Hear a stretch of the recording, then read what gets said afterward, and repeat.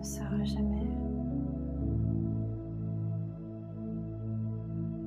la réponse à vos questions.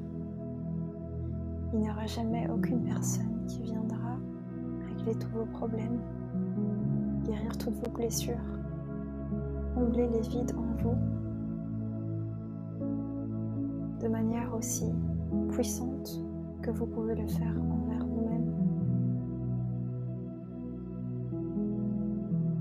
Une des grandes réalités aujourd'hui est que beaucoup de personnes cherchent à l'extérieur d'elles-mêmes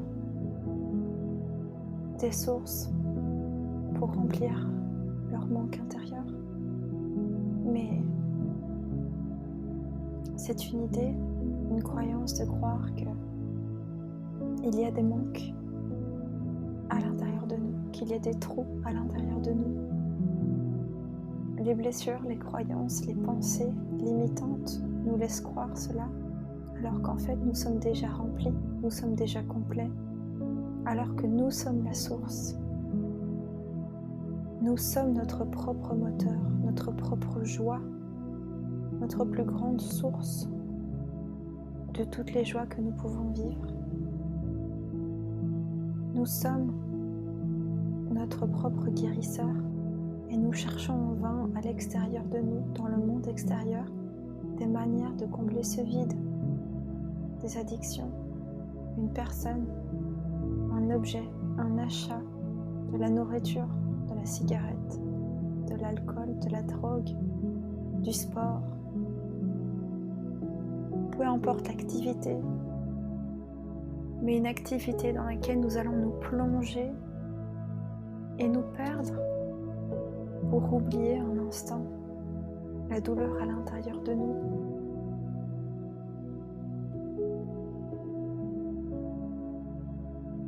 Et si l'on essayait plutôt de vivre cette douleur, de la ressentir, de la laisser être, de la laisser vivre, plutôt que de vouloir la mettre au loin de nous, plutôt que de vouloir l'effacer, la supprimer, l'éliminer. Comme toute émotion, la douleur a sa place à l'intérieur de nous, elle a le droit d'y être. J'ai lu un jour, ou entendu un jour, que ce qui crée la souffrance, c'est la résistance. Ce qui crée la souffrance, c'est la résistance à ce qui est. Par exemple, vouloir résister contre la tristesse est une double peine, parce qu'en plus de la tristesse, qui est une émotion qui ne fait que nous traverser et qui passera un moment, si on lui laisse la chance d'être vécue, on se rajoute la double peine de la souffrance qui s'accompagne de cette tristesse et qui est due à notre volonté de vouloir contrôler cette tristesse, de vouloir qu'elle s'annihile, de vouloir la supprimer. Mais comme toute émotion, la tristesse a une raison d'être. Pensons à toutes ces personnes qui ont des difficultés psychologiques, qui ont des maux physiques. Toutes ces difficultés qui sont le reflet d'un corps qui, après avoir essayé de s'exprimer et qui n'a pas été entendu, est obligé de crier pour se faire entendre, est obligé de crier pour se faire remarquer.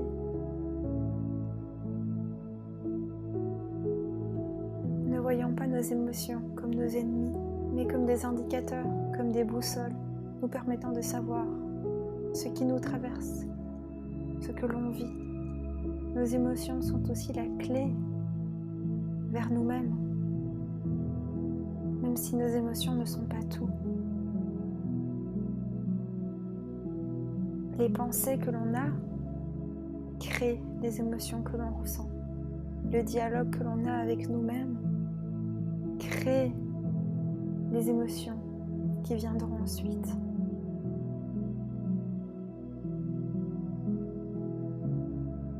N'ayons pas peur de ressentir ces émotions. N'ayons pas peur de vivre, de ressentir, d'accepter la tempête quand elle arrive. d'accueillir la joie quand elle vient, d'accueillir toutes les émotions qui ne font que passer.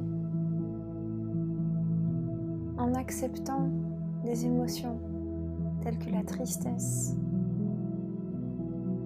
nous leur permettons de passer sans ajouter à cela de la souffrance, car on voudrait contrôler cette tristesse et faire en sorte qu'elle ne soit à aucun moment présente. Et en faisant cela, nous privons notre corps, nos émotions, nous-mêmes, de vivre des choses.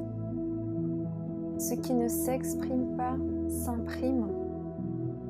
Si l'on refuse d'écouter la tristesse, elle perdurera encore plus longtemps car elle n'aura pas été entendue, car elle n'aura pas été respectée dans son besoin d'être, de circuler à l'intérieur de nous.